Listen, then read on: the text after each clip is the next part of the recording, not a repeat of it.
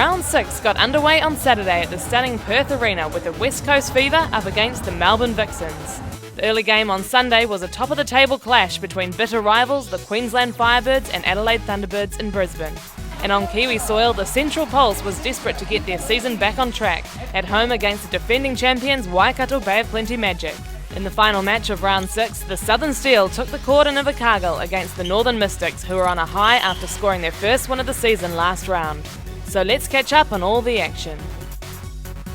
Perth Arena played host to an ANZ Championship match for the very first time as the West Coast Fever took on the Melbourne Vixens.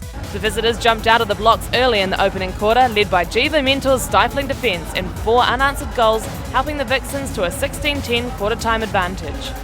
The Fever fought back in the closing stages of the first half to narrow the gap to 5 goals at the long break, with Ebony Beckford-Chambers outstanding for the home side. It was another tightly contested third quarter, but the Fever couldn't capitalise on their turnover ball and the visitors took advantage, winning the quarter 12-11.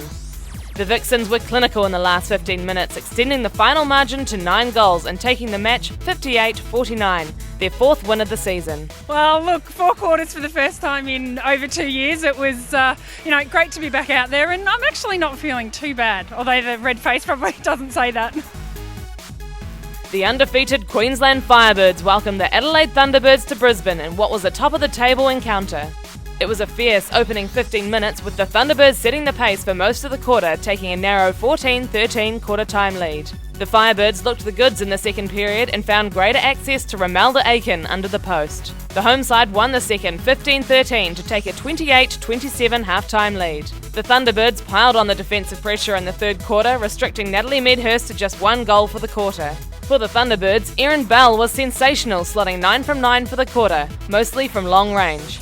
The Queenslanders took the lead early in the final quarter, but were reeled back in by the Thunderbirds, who snuck home in a 1-goal thriller, 54-53, to move to the top of the table. The last couple of weeks have been massive for us, and like we've said quite a bit, this has been a mini final series for us, so just thrilled to be able to come here and get the win against a team that are undefeated, so I'm so proud of the Pink Ladies.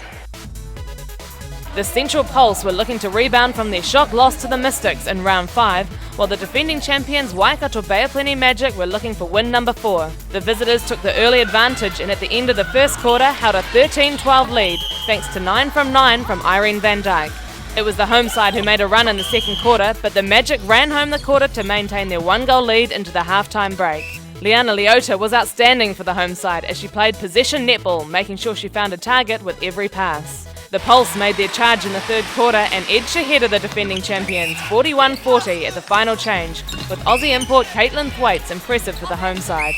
It was a tense final 15 minutes, but the home side held their composure to claim their very first victory over the Magic in the ANZ Championship, 54-53. I think it was just a cliche full team effort, but we've learned patience from last week and just looking out the ball, and holy heck, our shooters are awesome. Invercargill saw ANZ Championship action for the first time in 2013, with the Southern Steel playing host to the Northern Mystics. Both sides were desperate for their second win of the season, and despite a measured opening, the locals managed to edge out to a 6-goal quarter-time lead. The Steel piled on the defensive pressure in the second period as Zulu Tony Fitzpatrick and defensive partner Rachel Rasmussen hassled the Mystics' attack into errors. The home side was feeding Janelle Fowler with ease and led by as many as 12 goals in the second term, but a late resurgence by the Mystics cut the margin to 9, with the Steel leading 34-25 at half-time. It was more of the same in the second half, with the locals taking the third quarter by a single goal. Janelle Fowler was unstoppable under the post, nailing 53 goals at 98%, as the Steel tightened the screws in the final 15 minutes to claim an impressive 67-52 victory over their northern rivals. Yeah, immensely proud of the girls, man. We've come through a tough 2 weeks of having the buy-in. Obviously the stuff that happened with Nat as well, so really proud that the girls have been able to put that behind them and put a performance like that out on court. So that closes out all the round 6 action, with the Adelaide Thunderbirds taking top spot and the Central Pulse recording their first ever victory over the Waikato Bay of Plenty Magic.